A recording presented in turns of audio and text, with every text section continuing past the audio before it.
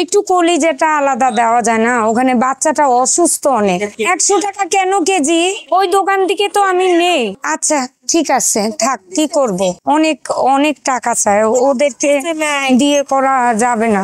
বাজে কথা বলে, উল্টা পাল্টা, রাস্তার মেয়ে, অনেক খারাপ কথা বলে, এবং কি আমার গায়েও হাত তুলেছে। আমাদের বাসা থেকে বের করে দেওয়া হয়েছে যে কেন কুকুর বিড়ালকে খেতে দিচ্ছেন, এগুলো একসেপ্ট করা যায় না। আমি ওদেরকে নিজের সন্তানের মতো টেক কেয়ার করি, মা বলে ওরা আমাকে জানে যে আমার মা আসবে, আমি খেতে দিব, আমার জন্য ওয়েট করে। এই যে মাম্মা খাবার দিব, আসো আসো আসো ব্রক্স, আসো আসো, এই যে দিয়েছি মা, আসো আসো ব্রক্স। কেন কেন কেন ব্রক্স কেন?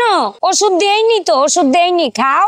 যে এমনি মাথা, কিচ্ছু দেয়নি, ও বুঝে যায় এটার মধ্যে যদি কোনো মেডিসিন দেওয়া হয়। অনেক কুকুরকেই মারে, নাইট গার্ড বলেন আর মানুষ বলেন, দারোয়ান বলেন, প্রচন্ড ভাবে মারে। আমি যখন ওদেরকে বাঁচাতে যাই, ওদেরকে প্রোটেক্ট করতে যাই, তখন ওরা কুকুরকে রেখে আমাকেই মারে, যেন আমি আহত হলে নেক্সটে যেন ভয় পাই, ওদেরকে আর প্রোটেক্ট করতে না আসি। আমি থানায় রিপোর্ট করি, জিডি করি, কিন্তু থানা থেকে কোনো প্রকার আমাকে হেল্প করেনি। ওর বিষয়টা হচ্ছে ওকে কামড়ে অন্য কুকুর মেঘট করে ফেলছে, অন্য এরিয়ার কুকুর এসে। ও যে অন্য এরিয়ায় গিয়ে কিছু খাবার খুঁজবে এই অবস্থাও নেই। এরা জঙ্গলেই থাকে, এরা নিচে থাকে, এরা এক গ্রুপ, ওরা এক গ্রুপ। অ্যাকচুয়ালি ওরা উপর থেকে নামলে এখানে তো মারামারি সৃষ্টি হয়, সেজন্য ওই যে এর নাম ভাল্লুন্ডা, এর নাম ব্ল্যাকি। রিকি, রিকি চলে আসো।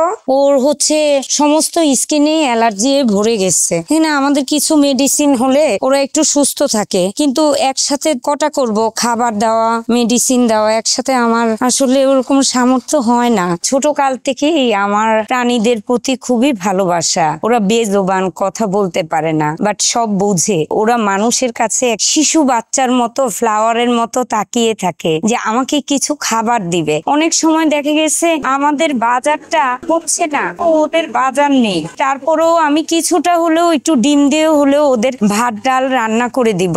আমাদের বাসায় একবেলা খেলাম, ওরা তো অন্তত একবেলা খেতে পারছে, এটাই শান্তি। আমরা একটা ছেলে একটা মেয়েকে ভালোবাসি, অফার করতে পারি। ওরাও বেসিক্যালি ওরকম কুকুর, কেন ওদের ভিতরেও তো প্রাণ আছে। ওরা নীরবতা পালন করে, ওরা যায় তখন কথা বলে ওদের ভাষায়। তো সেজন্য কি আমরা মারবো? দারোয়ানকে শিখিয়ে দিয়েছে বাড়ির ওনার যে আসলেই মারতে হবে, সেজন্য মারে যেন কুকুর রাস্তাঘাট নষ্ট না করে। অনেক মানুষই বাধা সৃষ্টি করে, যেমন ভাইয়া মানুষ মসজিদ থেকে নামাজ পড়ে বের হচ্ছে, কেন খাবার দিচ্ছেন? ওরা কুকুররা পটি করে, শিশি করে, কেন ওদের এগুলো পাড়ায় গেলে নাপাক হয়? আপনি খাবারও দিবেন না, পটিও করবেন না, এটা কি ঠিক? আমরা 4 বেলা খাচ্ছি, ওদের কি ভাইয়া আমরা এক বেলাও খাবার দিতে পারি না? সমাজের কাছে একটাই প্রশ্ন, আমরা খাবো, ওরা কি না খেয়ে থাকবে?